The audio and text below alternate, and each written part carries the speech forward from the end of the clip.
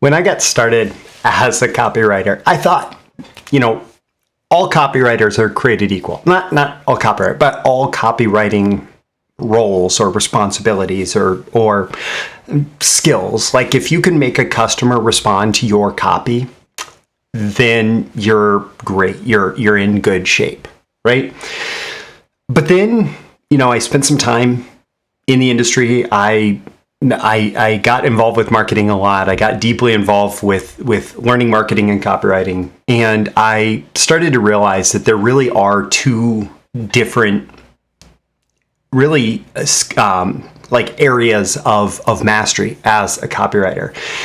And if you can get good in this one area, you can have a decent career as a copywriter. You can make a good income, all of that. And it's an important part of running a business to support this side of copywriting. And yet, if you want to be considered a great copywriter, there's this other area that you must master in order to be successful, in order to be considered like a great copywriter. And the reason why is that businesses, while this is like the workhorse of the copywriting world, the businesses that grow really quickly and powerfully, they thrive because they have copywriters who've mastered this other skill set. And so that's what I want to talk to you about today. The one thing every great copywriter must master. These are the proven direct response marketing, copywriting, and entrepreneurship success strategies you can use today to write your own ticket and create the life you want. I am Roy Furr, and this is Breakthrough Marketing Secrets. Now, here's today's breakthrough. Okay, so what are these two areas? And importantly, what is the one thing every great copywriter must master?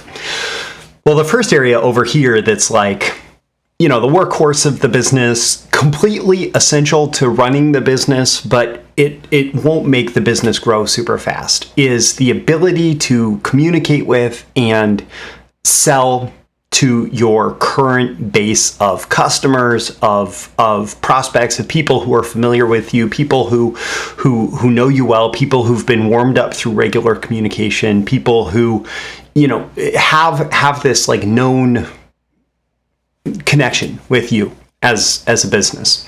And being able to regularly put out offers to your list, all of that, it's completely essential to growing a business and making it successful. But your business is always limited in that case by, how can we bring new customers in the door, which is the thing that the other copywriters master. And like when you think about any great copywriter, from the past or from the present, these copywriters have mastered the ability of getting customers from cold traffic.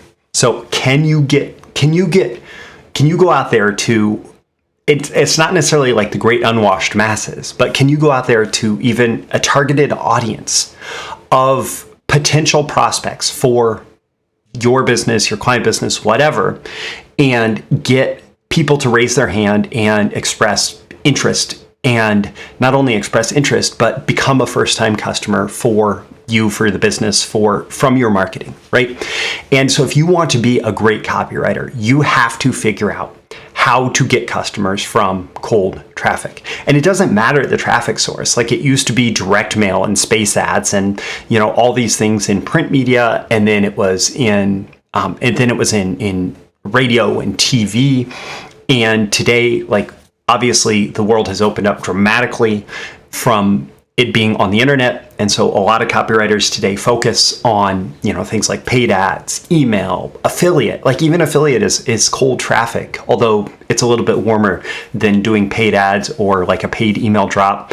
And frankly, there's still direct mail. I still get direct mail that's written by copywriters who are good at getting cold traffic to become customers for the first time.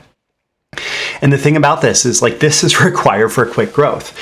The most powerful thing that you can do in any business to be able to grow it quickly is to be able to spend $1 on advertising. So let's actually talk about this from the context of you have a credit card, right? Your business has a credit card, a line of credit, whatever, and you spend $1 on that credit card on advertising. And before that credit card bill is due, that dollar has come back to you with, a little bit of extra change plus a new customer in tow. Of course, it's not always spend $1, get $1. Sometimes it's spend $5, get $5. Sometimes it's spend, $3, get $5. Sometimes it's spend $5, get $10, right? That's it. The specific number is not the point. The specific point is that you're able to go out to these audiences that you pay to get yourself in front of, and you bring back more than what you're spending before you actually have to pay that. And essentially what that creates is this unlimited printing press for money, right? That you're able to go out there, you're able to get new customers at a profit. And this is required for quick growth. Every business that ends up growing quickly figures out a way to do this. They figure out how to grow without going in the hole on customers. The alternative, when a business does get really big and they have both sides of this mastered, like when they have really good communications to their current customer base, as well as really good cold traffic advertising, then that business is really able to scale, because what they're able to do is they're able to spend a dollar knowing that they're only going to get 80 cents back right away, but eventually they're going to get that $1 and $1.20 and $1.50, etc. But they're able to spend even broader. They're able to go after even broader cold audiences, knowing that even if they're not profitable on the front end, they're able to make that up on the back end and really grow, because they're acquiring the maximum number of customers possible. But really, as a copywriter, whether you're working with those businesses that are going out into even more challenging cold audiences, or you're working with businesses that are focused on a little bit narrower audiences in order to make sure that they get profits when they're acquiring customers, as a copywriter, you become immensely valuable when you learn this fundamental process of how can I go out and get a customer from cold traffic at a profit. Now, I will say that there's an old direct marketing rule that still applies. And it's not just copywriting that is what makes you successful here. In fact, as a copywriter, I'm often even more valuable when I'm not writing copy than when I am writing copy. And that's one of my secrets to this, is that I understand the 40-40-20 rule. And that is, so this is a traditional rule, came out of direct mail. And it's like a truism, right? That 40% of your success is based on the offer. 40% of your success is based on the list of people that you're putting that offer in front of. And then 20% of your success is based on the copywriting or creative. So you can have one of the best copywriters in the world working on a bad offer to a bad list, and they're not going to be able to make profits, right? And so while the copywriting and creative is important, one of the things that I think about very often is how can I set myself up for success by not making this about the copy, by making sure that the offer is dialed in, that the client is going after the right traffic source, or at least making sure that the offer maps to the traffic source and seeing what we can do there. And so again, like 20% of your success is going to be based on the copywriting and creative. And, there are certain things that you can do there. You can just make sure that you're speaking to that core problem, that core challenge that the customer is facing, that your product is a solution to. For example, my PISA formula, hey, you've got this problem, you have this challenge, you have this outcome, you have this unfulfilled desire that you want.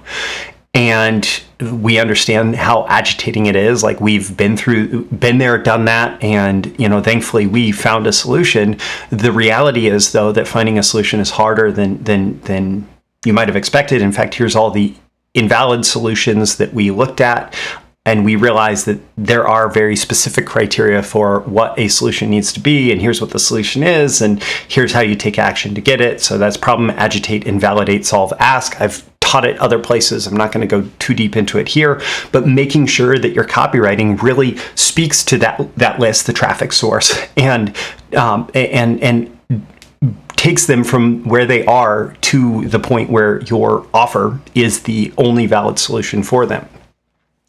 And then the list, the traffic source, like you have to understand if you're going after a more targeted audience that you have to speak directly to that audience, or if you're going to a broader audience, how can you adjust your messaging to make sure that you're flagging down the right people who would be more interested in what it is that you have to offer?